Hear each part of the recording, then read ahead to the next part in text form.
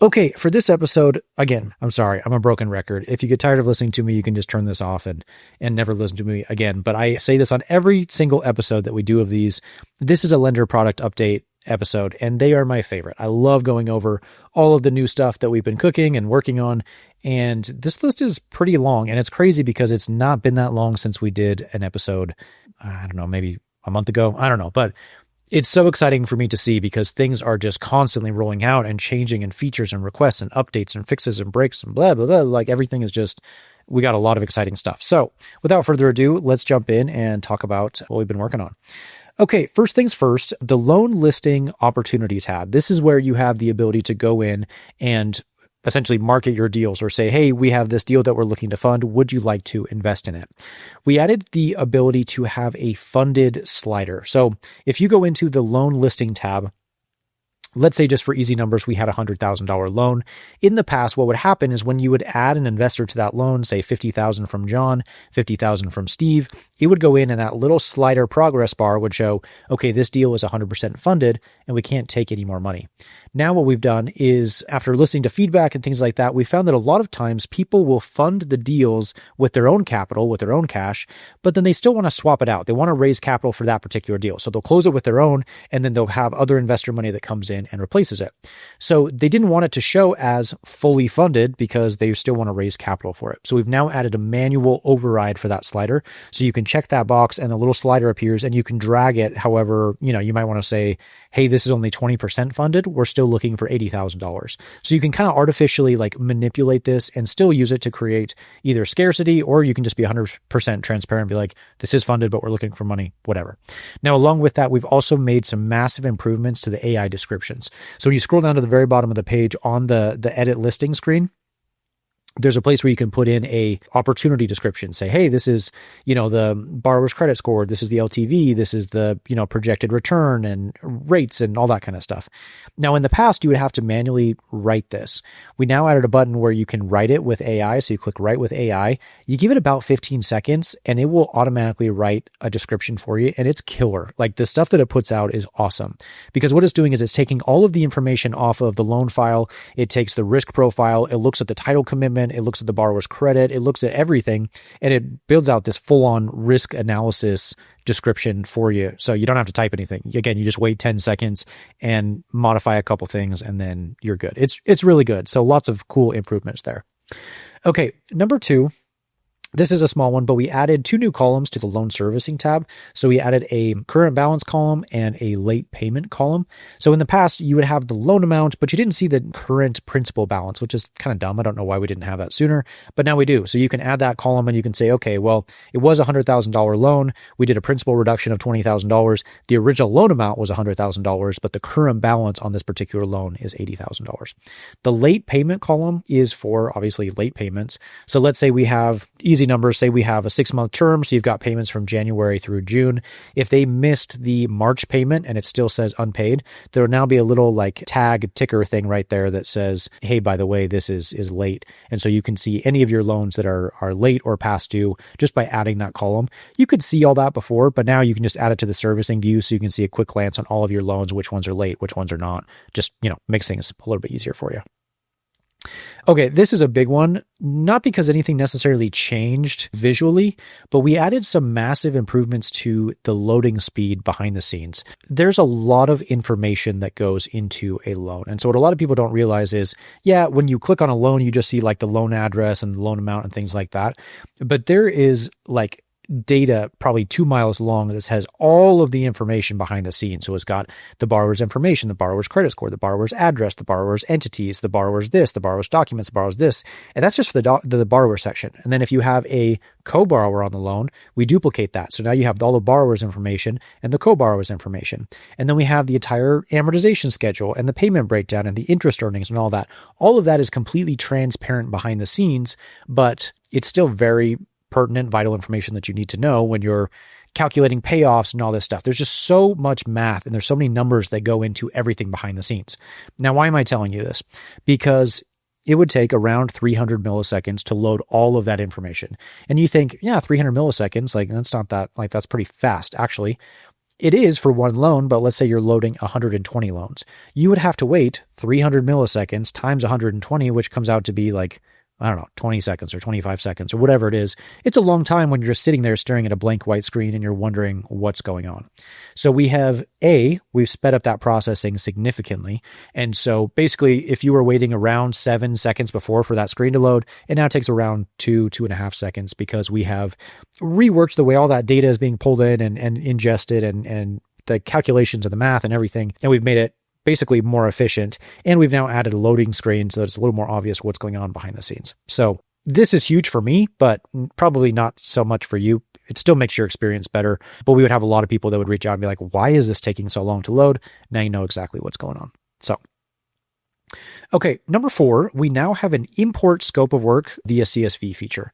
So if you have a borrower and they've got an Excel file with all of their scope of work, before they manually had to like add a new line and say, okay, we want to spend $5,000 on flooring. Okay, add a line. And then we want to spend $8,000 on windows. Okay, add a line. If they've already got a scope of work, what they can do is they can just click that button, drag and drop their CSV, and that scope of work screen inside of Lendr will just auto-populate and pull all of the data out of their spreadsheet. So much faster, not as tedious, and your borrowers will thank you. Here's a big one. Again, something we should have had for a long time, but just we didn't because we've been busy working on other things. There is now a transaction filter inside of the investor ledger. So before, there wasn't really anything there. You couldn't filter by the different transaction types or the amounts or the dates. It was just one big, massive, long ledger. Again, I don't know why we didn't have this. We were just busy working on other things. But now you can sort and filter by date and by the property type or the property, the transaction type, all that kind of stuff you can now sort and filter by. So if you're looking for just all of the transactions that have interest earned for this particular investor, or you want to see how much capital has been prepaid or repaid back to them from 123 Main Street, you can now just drop down, filter, and find all of those transactions really quickly. So, okay, we have some new improvements to the pending interest screen. So inside of Lendr, we have a pending interest screen that says, look, this is what you owe your investors. You have paid them this much. They have earned this much. And so this is how much they are owed. In the past, it was pretty elementary. It was pretty rudimentary. There was not a lot of like filtering and changing of like time periods and things like that. It was just, this is what you owe them.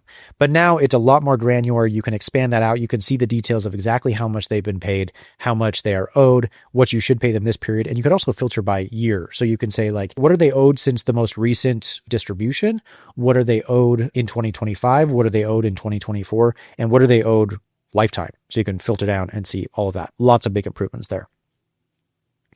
Okay, here's another one. Rick, this is for you. You brought this to our attention, and I apologize that we took so long to do this, but there's an issue with when you were exporting documents to Word. So inside of Lendr, as I'm sure you're well aware, there is a document generator. So you can build your templates, whether that's a loan document or an ACH agreement or anything else that you might have. You could take those documents, generate them, and then most of the time, the default is let's export them as a PDF. So of course, you would say export, you would choose PDF, and then you would say, okay, export, and it would be done. There is an option for Word, and you could obviously export that generated document as a Word file and then open it up in Word. Now, pretty self-explanatory, of course, but there was an issue for whatever reason that those exported Word documents wouldn't open or display properly inside of like Pages if you were on a Mac using the Pages application, or if you were to take that and open it as a Google Doc in your browser. It would kind of display some weird characters or would throw an arrow and just kind of look funky. That's been an issue for a while. And again, it just kind of comes down to priorities and what we have to focus on, but that's now all fixed. Everything exports to Word, looks great. This is most often used when, say, for example, you have like a payoff statement or something and everything is like 95% there. You just want to manually adjust this number without having to go back and edit your template. All you do is you just go in and mark that and edit it inside the Word document, and then you're set. So that is all fixed, all ready to go. Here's a small one, but a big one. Email automations no longer come from Lendr. Instead, they now come from your lending company. So whenever you send an email out as an automation, in the past, it would just say, hey, it's from Lendr, and it would mark it as an automated message from Lendr. That has now been switched, and any automations that get sent out through like our distribution email, if you drill down, it still will come from no reply at joinlendr.com. But what's actually happening is the from name will come as Holbrook Capital or whatever your lending entity is. And so that's just really nice, because if you're sending emails and things like that to the title company and they're like, what the hell is Lendr? I have no idea what this is. It now comes from your lending company. And so it's a little more obvious what's going on. So simple, but easy. Okay, this is kind of a cool one. Custom fields as columns inside of loan servicing. So you may or may not be aware, but we have the ability to create custom fields inside of a loan application. So you may want to track some data field or piece of information that we don't have by default in the overview screen. So for example, I use them for recording the instrument number and the recording date on my deed of trust. So whenever a deed of trust gets recorded with the county, I take that information, I put it in my custom field, and then I can pull that information into my documents or my templates or whatever I want to use that for, and I can reference it later. What you can now do is you can make custom fields, but now they show up as columns that you can view inside of loan servicing, which you couldn't do before. So that's pretty nice. Okay, we have done a massive overhaul to amortized loans. We haven't really focused a lot on amortized loans, mainly because most private lenders don't do amortized loans, myself included. And so, to be honest, the support for amortized loans wasn't really great. You could do it, but some of the math was a little wonky. It didn't quite work out exactly. So we've been working a lot with one of our users who does amortized loans a lot. So Josh, thanks if you're listening. He has helped a ton, has been super patient with us as we've gotten everything figured out. So now amortized loans, I feel like there's probably still some gremlins and a couple things in there, but for the most part, it's significantly better than it used to be. So, okay, this is a huge one. Document tags can now be used inside of automations. So inside of your document templates, you have variables, right? Everything in those little brackets that you take and you copy and you paste and put in your documents. It pulls that information out of the loan file and injects it into your documents. Inside of automations, we had variables as well, but they were different variables from the document templates.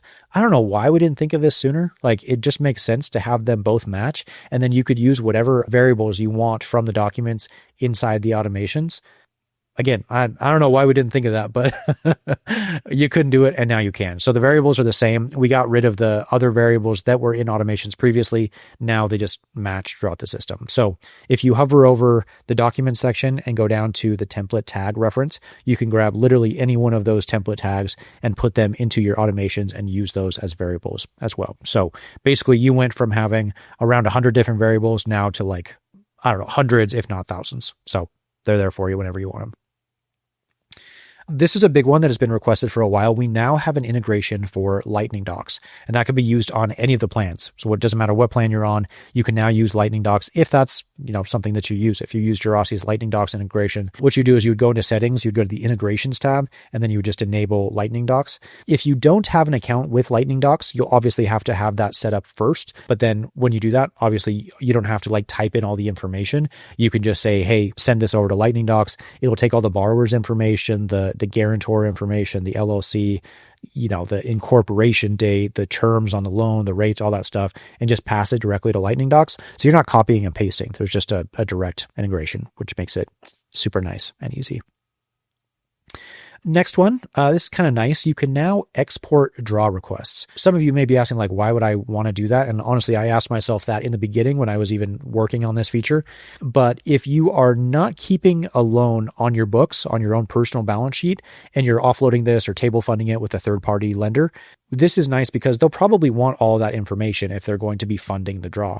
So you can now still accept the draw request through Lendr, but you can take it and export it to a zip file, and it will download all of the pictures, all the receipts, all the line items, all the numbers, everything, put it in a zip file, and you can easily give it to, Rock Capital or Kiavi or whoever is funding this loan for you. You can just give it to them. It's in a nice, tidy, neat package. So you can do that easily.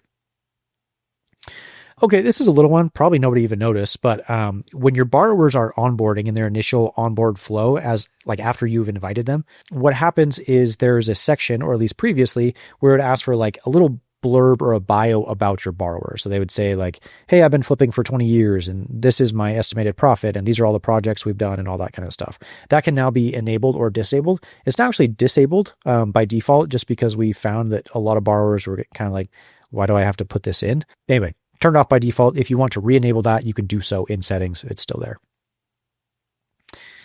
This is kind of nice. We had a feature request to have a new report built out for the loan applications broken down by month for the last, 12, 24, or 36 months. If you just want to see like how many loans did I originate, 18 months ago compared to where I am now? Am I higher? Am I lower? Am I on par? Am I average? So that's a report. You can now find it in the report section. But on top of that, you can also now add the loan volume widget on your dashboard too. So it's not as detailed as that full-blown report, of course, but it's still kind of nice to see the bars. So like, honestly, it's been really motivating for me because I can look at my dashboard quickly and I can see, oh, yikes. I need to kind of ramp up my pipeline because I am clearly not doing as much volume as I have done in months past. Part of that, maybe selfishly, I could blame that on the market and just kind of how things are slowing down. But ultimately, I need to step it up because my origination volume has been a little bit slower as of late. Next one, we now have some new automation triggers. We have new automations for charges, payments, and tags as well. So you can fire off an automation when a charge is created. So for example, one that I use is the system, as you already probably know, when a payment gets drawn and it comes back as non-sufficient funds or NSF, Lendr will automatically go in and add an NSF fee for you so you don't even have to think about it. But what you can do now is you can monitor those charges and you can monitor a charge that is labeled or tagged as NSF. Anytime it sees a charge labeled as NSF, it will go out and do whatever automation you want. So you can send an email to a borrower that says, hey, FYI, this is NSF. We're going to charge you a fee or whatever. You can now do it by payment status. You can say when a payment is paid, when a payment is unpaid, when a payment fails, when a payment is created, all sorts of different kind of stuff. And then you can also do it based on tags. So say, do this thing whenever I add this tag to a particular loan and the tag has such and such name attached to it. People have gone pretty kind of crazy and wild with the automations, but it's pretty fun to see what people are building out. And so now with charges and payments and tags, the world has opened up even further with kind of the opportunities and the different things you can do with those automations. Okay, you can now generate term sheets from inside of the loan file directly. Again, this was kind of one of those things that we should have had for a while, but just not super high on the priority list. If you're a Lendr user, you know that right now to generate a term sheet, you go to your pipeline, you click on the three little dots next to the loan card, and you say, send term sheet. It opens it up in a window. But when you're actually inside of a loan file, there's no way to preview that term sheet. You would have to go back to your pipeline and do it there and then send it. Sometimes like your brain is just in the middle of you're thinking about 123 Main Street. And so you just want to do it from inside the loan file while you're already looking at everything else. And so yeah, of course, that's now built in there, and you can do it from any screen, any tab from within the loan file. Just preview it, send, and you're good to go. Okay, a new one is we had mortgage statements before, obviously, but now they are automatically emailed. And on top of that, they are uploaded to the borrower's portal or profile if you want them to be. You can enable that or disable that. Previously, it would just create the statement and say, hey, you have a new statement. It didn't actually send them the mortgage statement. Again, I don't know why we didn't have it before, but it's there now. So if you want to send your borrowers monthly mortgage statements, cool, you can do that. You just enable it, check the box, and send it off, and you're all set. This is a very little one, but for me, it was really important because I would have issues when I was searching for things. So for example, let's say I'm searching for 123 Main Street, but I didn't put the loan in as 123 Main Street. I put the loan in as 123 South Main Street or Northeast or West or whatever. Because it had that South in there, the system wouldn't find it because it's not 123 Main Street, it's 123 South Main Street. So that address wouldn't come up or wouldn't pop up because of that directional address in the address. So now we've made search a little bit smarter. So whether you put in 123 Main Street or 123 South Main Street, it will show all the 123 Main Streets and also the Northeast and the West and the Southwest and any other directions, and just kind of skip over that. So again, nice to have, not a huge deal, but very, very nice to have. Okay, next one. This is kind of cool. So as you're probably well aware, you can swap investors out mid-loan. So let's say I have a loan for $100,000. I have Jason in there as my investor for $100,000, but halfway through he wants his money back. So I'm going to swap him out with another investor. So I would go and I would click swap and I would put in a new investor in his place. But sometimes it gets a little cumbersome because people will do a swap inside of a swap inside of a swap inside of a swap. Previously, it was a little bit difficult to see who did I swap with who and where did this money come from and what is the flow. And so now let's say I have an investor at $100,000 and I do a swap of that $100,000 and 50 goes to Jason and 50 goes to Steve. So then what if I do a swap with Jason and a swap with Steve and I do 25, 25, 25, 25, but you can see it all funnel up into the overarching $100,000 and you can see that flow visually and you can expand and contract it if you want to see that. So nothing fundamentally changes. It's just easier to audit exactly where that money came from and where it started. So pretty nice. New feature, again, not super huge, but we now have the ability to have a minimum extension fee. This typically comes into play when you're doing really small loan amounts like, $80,000 or $50,000 or something. I have set our minimum extension fee to be $1,000. So if I'm doing a small loan of $80,000, if I have a 1-point extension fee, even though it's an $80,000 loan, instead of being $800, I'll mark it as being $1,000. So just kind of nice. We had this before for origination fees. If you're doing a small loan and you want to set a minimum of $2,500 or something, just so it obviously makes it worth your while, even if you're just doing a $15,000 loan or whatever it may be, still kind of nice. So those are now available for extension fees. New feature, Robbie, if you're listening, thanks for suggesting this. Inside of Document, there is now a little tiny blue dot in the bottom right-hand corner when you're going and looking at the documents. So you'll see, obviously, all of your documents in the table, and then you'll also see the name of the file, and then whether it's a PDF or a JPEG or a Word document or Excel file, whatever, you'll see that icon. In the corner of the icon, you will see a little blue dot, and that little blue dot signifies that you have looked at the document. So if you go and click on it, that blue dot will disappear and just notify, oh, I have reviewed this document. So it works basically very similar to like whether you have an email that's read or unread, that little blue dot will appear or disappear whether you have viewed it or not. If you're just kind of a solo operation, this probably is not super valuable or beneficial to you because you're the only person who's uploaded docs to a loan file. But if you have 3, 4, 5 processors that you're all working on files together, that blue dot will show, oh, Sarah uploaded this file. I haven't reviewed it yet in the file. So I can see what documents I have and have not looked at. Nice to have, not a huge, monumental change, but still nice to have. Okay, 2 last things, and then I promise I will stop talking because I don't want this to go too long. So second to last thing, we now have a recurring or a servicing fee. So what we have found is a lot of people want to tack on just an additional charge. For easy numbers, let's say, for example, we have a loan and there is just even $1,000 monthly payments, 1,000. We've had some users who said, how do I add a recurring dollar amount on top of that 1,000 so I can charge for to cover my ACH fee or a servicing fee. So let's say I want to charge a $35 servicing fee. It doesn't really make sense to add it as a charge because it's going to be on every single monthly payment. And you could do it with charges previously, but it wouldn't increase the payment amount. It would just add it as a charge, and that would either be collected as a one-off charge or just all collected on the back end when the loan pays off. This is different. You can go in and say, okay, I want my recurring servicing fee to be $35, and it will now increase your monthly payment on that loan from $1,000 to $1,035. So all of that, again, just goes directly back to the lender as just another fee, but it's now automatically added onto every single payment that you do. And this kind of opens the doors for some other things, maybe in the future we'll do things with escrow tracking with taxes and insurance and stuff like that. And that now kind of lays the foundational groundwork to be able to do that. So we may see that in the future. Last thing, and then I promise I will stop talking. The last thing is we've made some enhancements to our trust accounting.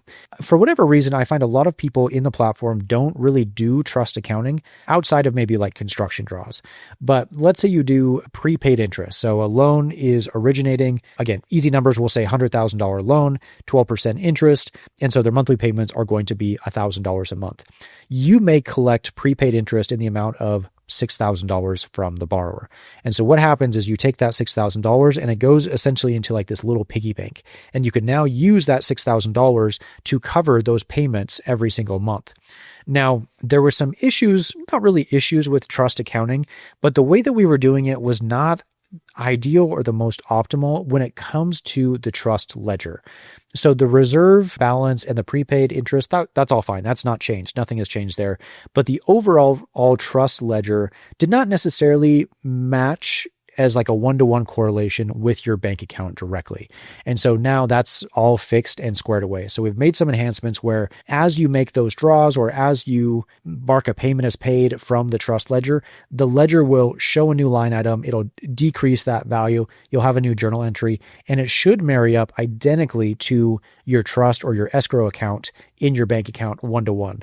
So for example, let's say I issue a draw request and on top of that, I mark a payment as paid using my reserve balance. And I look at my trust ledger inside of Lendr and it says $100,000, but then I look at my bank account and it says 96.5. Then I know something happened there and something is not right. And I need to reconcile that because those $2 amounts don't match. So lots of improvements there. We've now made it where you can zero out your trust ledger as well. Like, for example, I didn't even use trust accounting back when I started in 2023. And so I didn't probably log everything the best as I should have, and things were kind of off and not calculating right.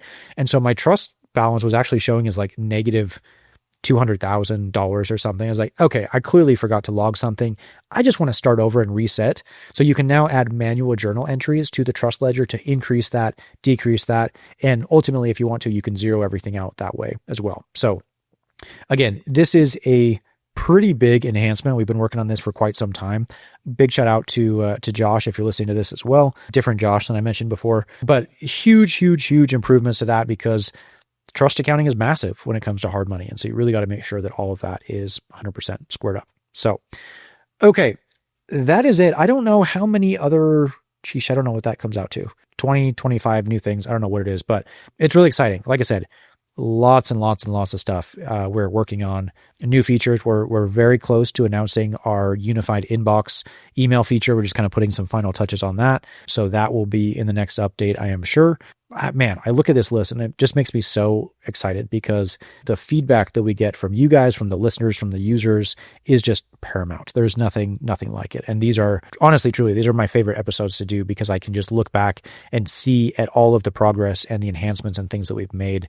And it's just making the platform all the better and rock solid. And until next time, thanks for listening.